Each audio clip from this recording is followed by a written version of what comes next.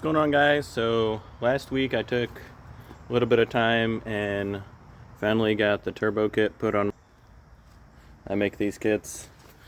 Been making them for everybody else and haven't stuck one on my own car, but took a little bit of time last week, got that done. It's been running good. It's currently has the 5-pound spring on there. It's hitting like 4.5 pounds, so just under 5.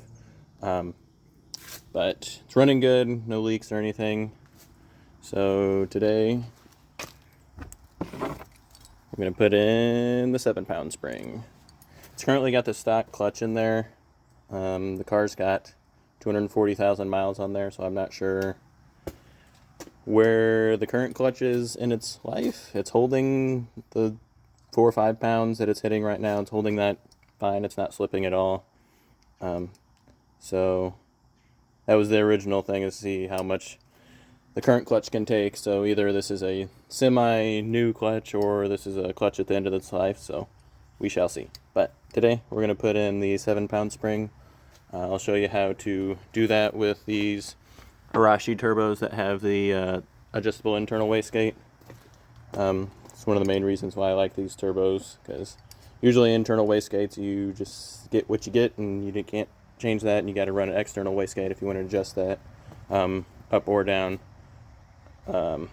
So today I'll show you how to put different wastegate springs in here. Naturally, yeah, the turbo, you can barely see it with the dumb cowl on.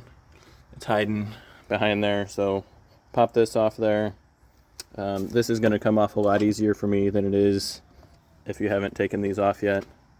But after the first time it comes off, you usually break all the little clips, and it just comes off much easier after the first time. So let's go ahead and do that.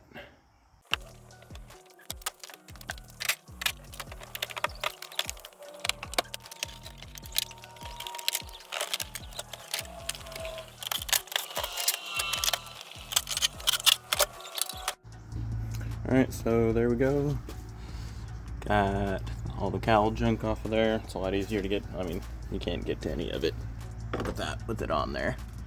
But go through and show you how to pop the wastegate off, and then we'll change out that spring. Alright, well, I was going to try and set the phone up and you watch how I take this off, but there's not really a good place to set it up. So take your vacuum source off. You got two 10mm bolts in the back of the wastegate there, and then take the clip off that's right there. Sometimes it's an E-clip, sometimes it's these little cotter pen things. So take those off, and then you'll be able to fish out the wastegate. Alright, so easiest way I figured out to do this, take this and put it into the vise, but take something and wrap it around your threads, the studs there. That way you're not clamping down and mangling up your threads. But just take it, and then doesn't need to be super tight, just snug it down in the vise. And then take your handy dandy spanner wrench and pop that off.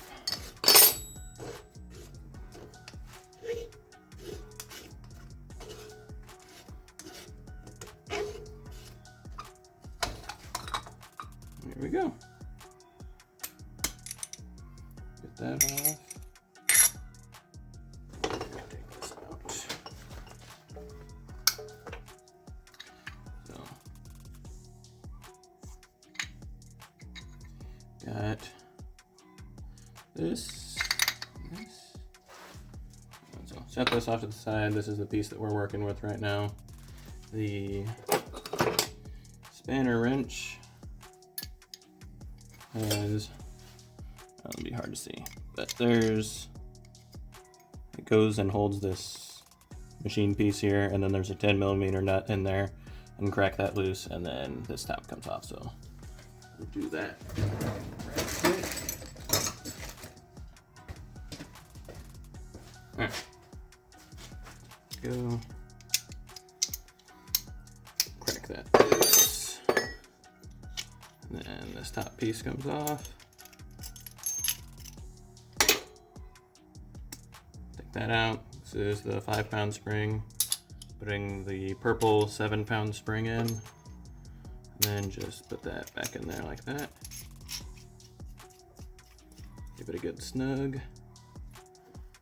Use your little spanner. Hold that in place. And snug up that top one. That's good to go. So now just the reverse of before. Right in there.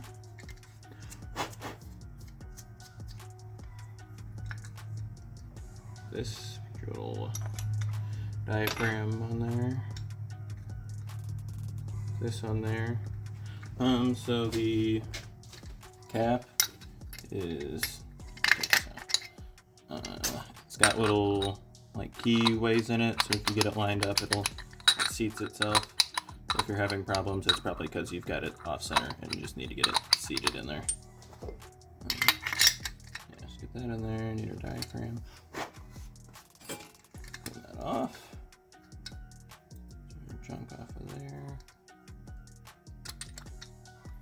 That. And again, wrap around your threads, put it back in the vise. I find it's easiest, so if you get this set back in there, get it close to snug, and then if you pull on the actuator arm and compress that spring a little bit, it makes getting that ring on 10 times easier. So go, see that goes down, go, just give that a good tug, snug it up and it'll hold on to that arm, and then yeah, see if you get it lined up just right, it sits down. Put our ring back on, and don't cross thread the ring.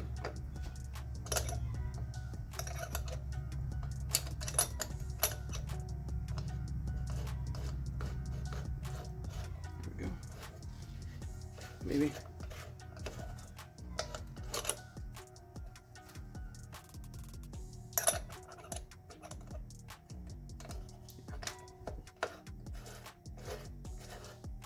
There we go. All right. Yeah, just make sure you get that ring on there straight, because it's be a little tricky sometimes. Huh? Snugged up by hand. Handy dandy spanner.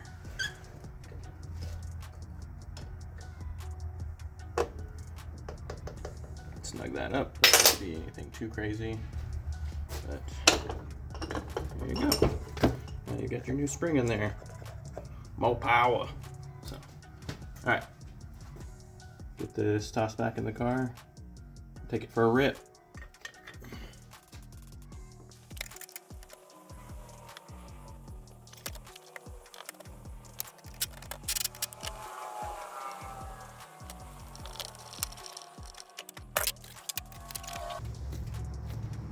Alright, all back together. Bam, bam, bing, bang, bow.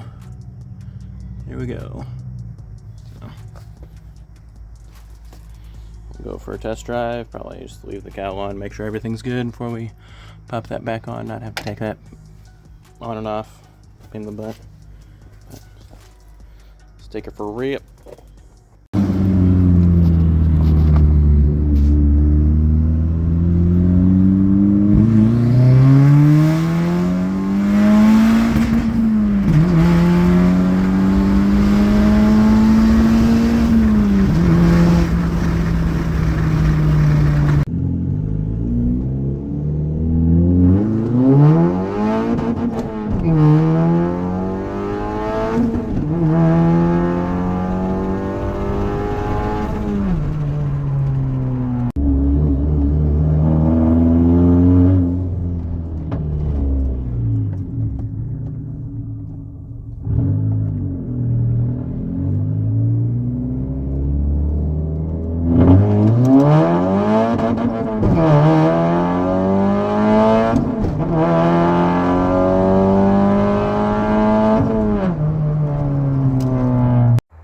So that's it, guys. It's running good on the 7 pounds.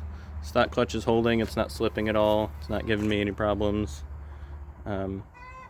With the TD04, it makes boost at 2500 RPM, and that holds it all the way to red line. It doesn't fall off on the top end at all.